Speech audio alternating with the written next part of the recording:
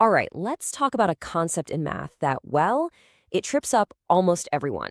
It seems so simple on the surface, but it actually reveals this huge mental leap that a lot of us just don't quite make. And to show you exactly what I mean, I'm going to give you a classic puzzle. As I read it out, just let an answer pop into your head. Don't overthink it. You ready? Okay, so here's the setup. We've got Mr. Short. He's 4 matchsticks tall, which, for whatever reason, is the same as 6 paper clips. Now, his buddy, Mr. Tall, is 6 matchsticks tall. So the big question is, how many paper clips tall is Mr. Tall? Got an answer? Lock it in.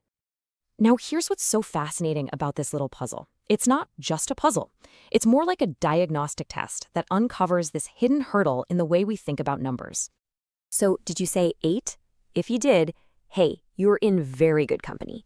That is by far the most common answer people give. But it's not the right one. The correct answer is actually 9. And that's where things get interesting. Why? What is going on here? And believe me, this isn't just some cute brain teaser.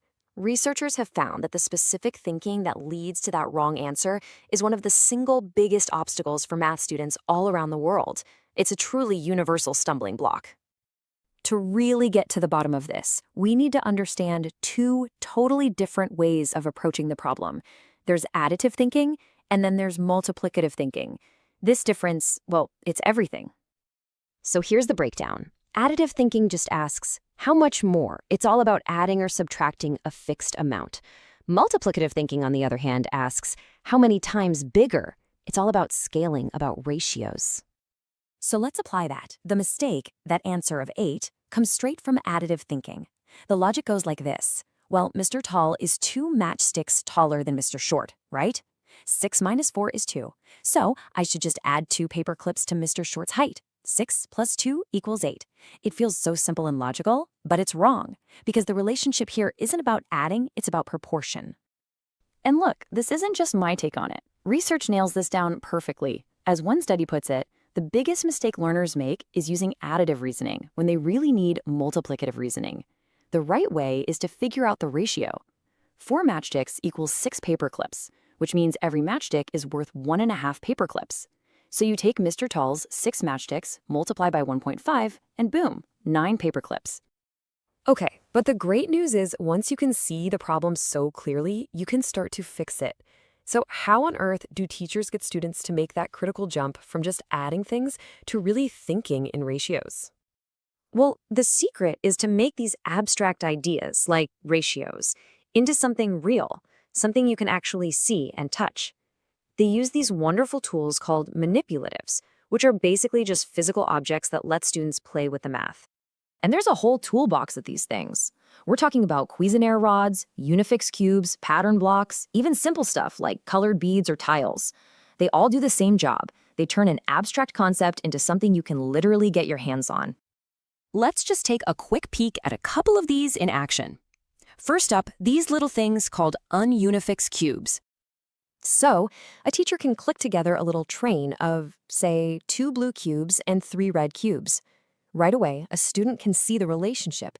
For every 2 blue, there are 3 red.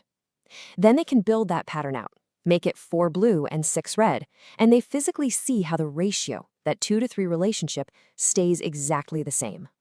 Or what about pattern blocks? These are just amazing for getting a feel for fractions and how parts relate to a whole.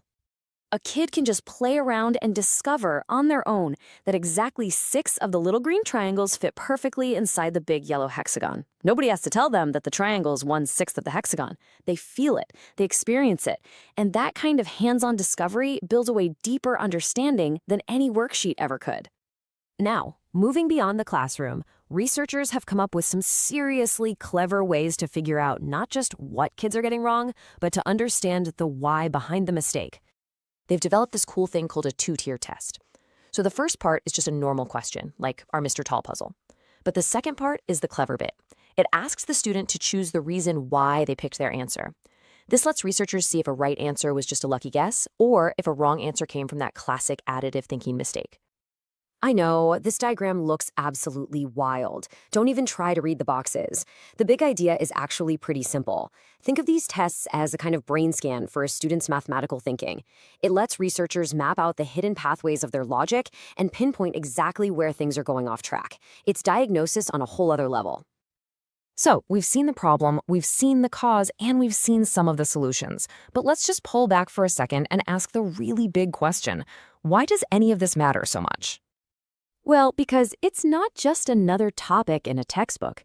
As the experts tell us, proportional reasoning is the absolute cornerstone of algebra and pretty much all higher-level math. If that one stone is wobbly, the entire building is at risk of collapsing. And this goes way beyond just passing a math test. It's about functioning in the real world. You use proportional reasoning every time you try to figure out the best deal at the grocery store, or scale up a recipe for a dinner party, or even just read a map or a blueprint. From science to art, from cooking to finance, this kind of thinking is everywhere. And that leaves us with one final big question to think about. If this skill really is the foundation for so much of higher education and just everyday adult life, we have to ask ourselves, are we doing enough to make sure every single student has the right tools, both the physical ones and the mental ones, to build that cornerstone strong and secure?